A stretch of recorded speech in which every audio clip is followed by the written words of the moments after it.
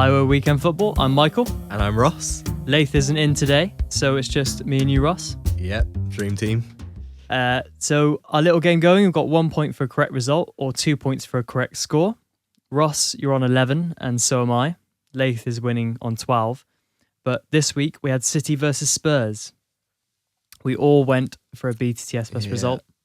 Didn't quite get the correct score, but Ross, you went for 3-1.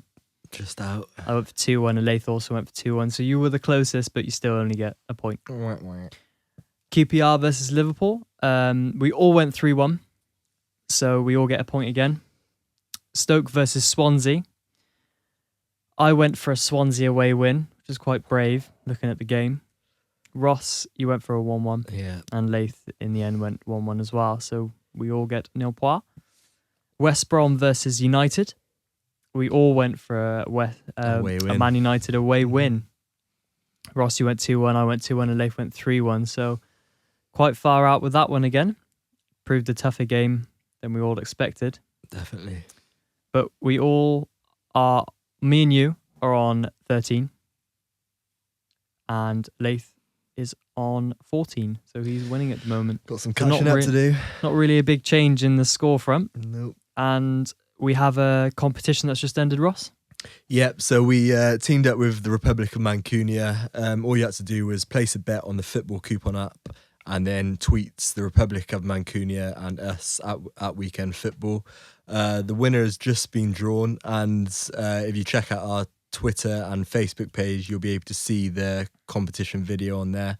And that person has now won a pair of VIP tickets to Man United versus Chelsea at Old Trafford on Sunday. So hope he enjoys his time. What we're going to cover today is the live games again. We've got West Ham versus Man City. We've got Swansea versus Leicester. We've got Burnley versus Everton. And finally, Manchester United versus Chelsea. First up, we've got West Ham versus Manchester City. West Ham have won 3 of the last 4, so they're in great form. But Manchester City have recorded 3 wins in a row. So Ross, where do you think that will go? Yeah, we said it there. West Ham are in great form and City aren't doing too bad themselves either. A lot of people wanted Allardyce, a lot of West Ham fans, wanted Allardyce sacked at the start of the year.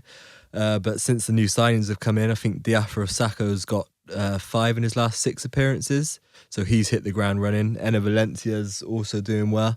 They've got a lot of pace up front now, so I can see them causing City some problems.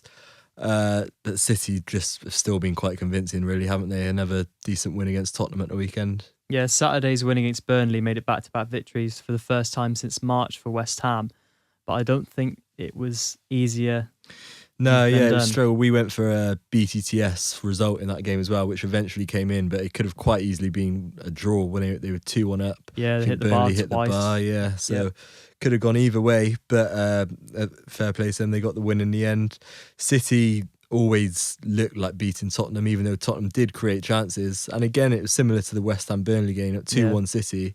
Tottenham did actually come back into the game quite strongly. But if Soldado had scored the penalty, exactly. It might have turned out different. I still think they would have gone on to win maybe 3-2, 4-2. But yeah, but that man Aguero at the moment, he's just the difference. I think he's the best striker possibly in the world in terms of goals. I know he's minutes. Definitely Premier League. I'm not 100% sure on the world. I think one of Messi or Ronaldo's got probably, to have that. Yeah.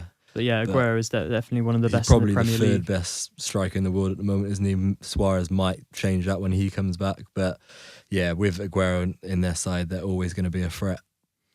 Yeah, they've West Ham have only failed to score once in their last 8 games. And Man City defensive frailties are going to show through again, I think. Yeah, it's definitely one that could end up in a BTTS again. City, they seem to have sorted out their home form slightly with that win against Tottenham. It'd be different going to the Bowling Ground, or I still call it Upton Park. You have to take into effect as well, West Ham have not beaten Man City in 9 league games, as well as they've only won once in the last 14 head-to-heads. So I think Man City are the winners in this one. Yeah, it's not a great record, is it? I think, West Ham have enjoyed good form of late, as we've been saying, but I think City would just be too strong for them. Yeah, my analysis is, although West Ham have decent form of late, the Burnley game last weekend could have ended in a draw. Had Burnley actually taken their chances, Defensive frailties for Man City is the only issue, for an otherwise perfect squad. Expect goals from both teams, but Man City to run out eventual winners. I'm going to go 1-3. Yeah, I think you said it there. Even if they're struggling to begin with, West Ham may make it a close, tight game, but they've got players on the bench who can also change the game, City. So I'd also look at 3-1 City in this one. The best price for that can be found at Coral if you're going to BTTS plus Man City. Next, we've got Swansea versus Leicester. After Swansea's loss to Stoke, they have not won a league game now in 5, but Leicester, equally bad.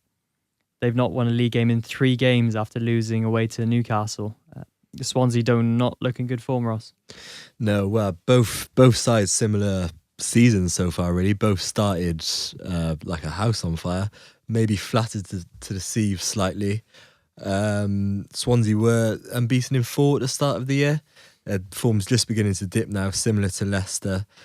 Swansea may feel slightly hard done by the weekend's result. I thought they actually played pretty well and probably deserved to come away with something from the Britannia.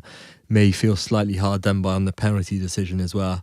Leicester, yeah, they have dipped. Their performances have dipped as well. Joa hasn't looked quite as dangerous in front of goal. It was a disappointing loss at the weekend, particularly for us, as we needed the BTTS for 250k, which never really materialised. Yeah, exactly. Big time, didn't they? Well, Leicester do, however, have the joint best defensive record away from home outside the top 3 this season, even though they've only scored 1 away goal, which is quite opposite for them. I think that's going to be obviously at the start of the year they had Joa banging in the goals. I think all 3 teams that have been promoted, their problems, apart from maybe QPR, problems not at the moment aren't defensively as much. It's more putting the ball in the net. And I think, the one away goal isn't obviously a great return. As we look to their head-to-head record now, they've only met 16 times in the league, which isn't that much for how long they've both been around the lower leagues. But Leicester was the last team to win this fixture as the away team back in 1979, so an away team hasn't won this fixture quite a long time. But Leicester lead the way with wins. They've won 10. Yeah, I was going to say it must be a while since they've met, especially in the top division with Swansea's plight and then recent success. I think just Swansea aren't quite as bad as Leicester at the moment. Basically, they're not performing quite as badly, so I can see them getting the win here, especially at home and with their style of football. I think they'll get back to some sort of form. Yeah, Swansea have won the last 2 at the Liberty Stadium between Swansea and Leicester, keeping a clean sheet in both, but I do think Leicester might score, even though they have only scored 1 away goal, so I'm going to go for 1-1. I don't think they will score. I think Swansea keep a clean sheet again, and I can see Swansea winning 2-0. Okay, I'm going to go best price for the draw, which is at Paddy Power. Yeah, Wilfred Boney's got the first one against Stoke at the weekend, and I can see him starting to find some form again after a suspension. So I'm going to go for the Boney brace in a 2-0 Swansea win. Burnley-Everton is our next game. Burnley have failed to win a Premier League game this season after losing to West Ham on the weekend, whereas Everton look to have got back to their usual selves after beating Villa 3-0. Ross, where do you think that will go? Yeah, Burnley were unlucky against West Ham, as we alluded to earlier. There were parts in the game where they could have drawn level. The luck just doesn't seem to be going for them at the moment. But when you're down there, what you've got to do is win your home games, which they seem to be struggling to do. Yeah, they haven't scored in their home games, most of them either. Exactly. So, and if you look at their options up front, they've got Marvin Sordar. Obviously, Danny Ings has been injured, but he's meant to be the sort of main man for them. He hasn't quite found his scoring boots yet. So I do worry for them this season. I can't really see them surviving, to be honest. I just think they'll struggle too much up top. Yeah, they're the lowest scorers at the moment, along with Aston Villa, having only conceded 4 goals. And obviously, Everton played Villa last weekend and won 3-0. So I think that might be another scoreline that is... it could be repeated. I think it'd be not an easy game for Everton, but yeah, as you alluded to there, it should be comfortable really. I could see a 2-0, 3-0 scoreline in Everton's favour. Just look at the differences in squad. They've got Lukaku up front, could splash 28 million on him, and in reserve they've got Etu as well. So they've got goals in them, Everton, more so than Burnley.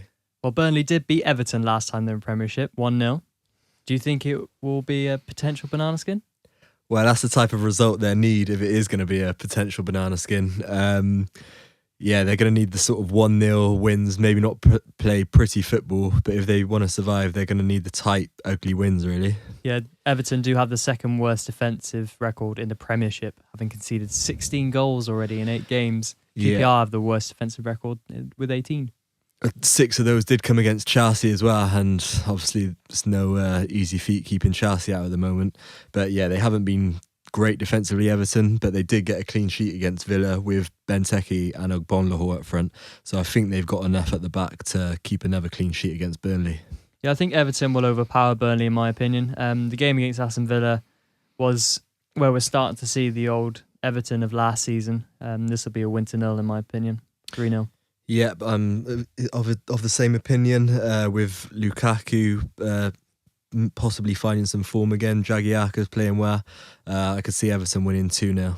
The last game we're going to look at is Manchester United versus Chelsea. So United have picked up all their wins at home this season. So if they're to win this fixture, it could be at Old Trafford. Yeah, I think the only thing they've got going for them at the moment is that at some point you would expect Chelsea to lose or draw. So I think that's the only sort of positive for United. But you look at their performances at home, I mean, they beat QPR 4-0 and it was fairly convincing, but it was QPR. West Ham wasn't as convincing. Scraped through to a win there. Everton, they performed quite well, but again, Everton were sort of on the up at the time. They weren't at their best of form. So I could see United struggling in this one. Yeah, I mean, they've only seen defences of the class of West Ham, Everton, who were probably the worst defence in the league at the time, QPR and Swansea, who they actually lost to. So going up against a Chelsea defence, I just don't think they'll be successful in front of goal. Yeah, and they haven't faced many attacks with the likes of Costa, Hazard, Oscar. So I think Willian, etc. Yeah. Well, they've scored 23 goals already this season and only conceded 8, which is the second best in the league. Exactly. So Mourinho's sort of defying his criticisms of being a boring, safe manager. They're actually the highest scorers and playing some quite good football. I could see Rojo and Jones, they looked shaky against West Brom last night, and Berahino caused them plenty of problems. So just imagine what Costa's going to do. Yeah, United are beaten in the last 3 though, but Chelsea are beaten in 11 home and away. Yeah, and yes, that's what Mourinho brings to a team, really, isn't it? It doesn't matter how they get the result, as long as they get the result. And I think it'd be one of those games. I don't think it'd be maybe as much as a mauling as people think. I think it'd still be a tight, close game, probably quite a tactical battle as well between Van Gaal and Mourinho. But yeah, Chelsea just have too much power up front for United's fragile defence. Yeah, although United might get a goal, Chelsea have stopped United scoring at Old Trafford in their last 2 meetings. Yeah, Chelsea do just seem to enjoy a good record over United, especially in previous years. Some of them have been a bit fortunate when I've watched the games, but they find a way to get the job done against United. Okay, so prediction. I'm going to go 2-1 Chelsea. I'm going to go 3-1 Chelsea. It could even be more, unfortunately, for United. I do think that United are just not showing that what Van Gaal is supposed to be of showing after 3 months, although he backtracked that comment recently in the media. I think he was at first I thought it was a clever thing, because I thought after 3 he's bought himself time basically, but now you look at it and it looks a bit it's not looking great. That comment has gone one way, and that's the bad way, unfortunately, for Van Gaal and United. But I think over 2.5 goals is quite a good bet. Because United may grab a goal, and even if they don't, I still think that Chelsea might run riot. Yeah, I can see United scoring. I'm of the opposite opinion, to be honest. I think it will be quite a close game, but I could see United taking the lead and then Chelsea scoring 2 after that and winning the game. So we're going to go through some of the bets for the weekend. We've got West Ham versus City. Leith, who isn't present, unfortunately. He's gone for a low-risk BTTS special result. That best price is at Coral, but for his high-risk bet, he's gone for correct score 2-3. Ross, where are you going with that one? I also like the look of the correct score market, but rather than 2-3, I can see it being 3-1 to City.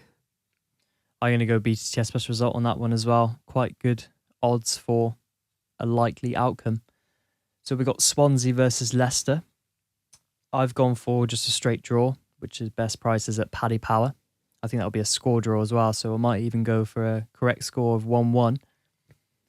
Ross, where are you going with that one? Yeah, but now he's got his suspension out the way and scored against Stoke. I can see Wilfred Bonney coming back into form, so I fancy him to net a brace against Leicester.